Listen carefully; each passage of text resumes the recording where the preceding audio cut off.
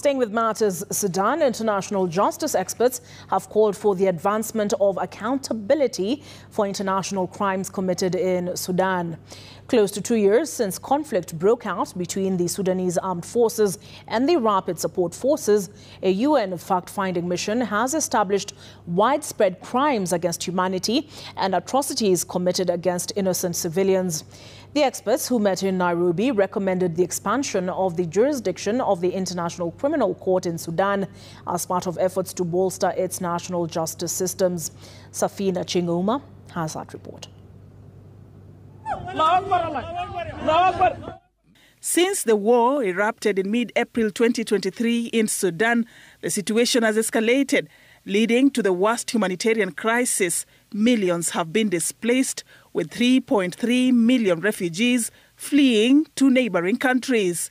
Speaking during an international justice symposium in Nairobi, the former Tanzanian Chief Justice Mohamed Chande Othman, who chairs the independent international fact-finding mission for the United Nations in Sudan, established the impact of a series of attacks directed at the civilian population.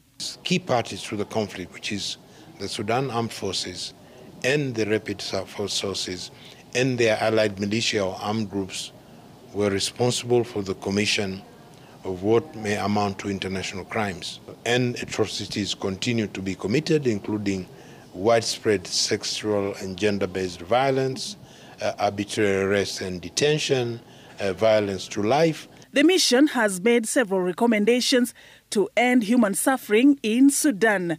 First recommendation was protection of civilians by the establishment of an international protection force. For the conflict to stop in Sudan, the flow of arms must stop.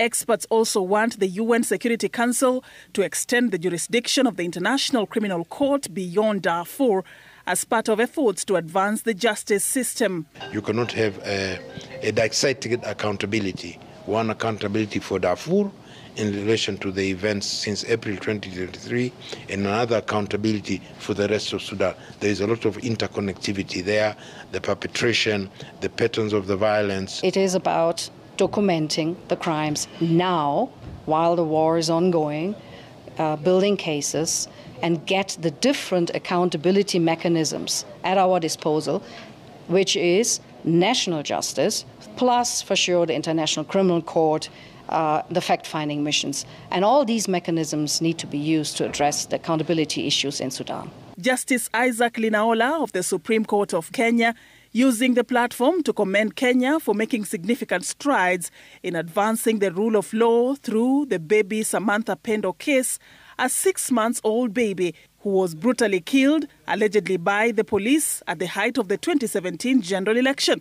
While expressing concern about the long journey of seeking accountability that took almost 7 years, Justice Linaola commended the move to charge 12 police officers under the International Crimes Act, which is domesticated from the Rome Statute. The case, Linaola said, sets a landmark precedent across Africa. This is a good test case for the prosecutor here, for the judge hearing the case, for the defense, to bring to the fore the applicability of the International Crimes Act.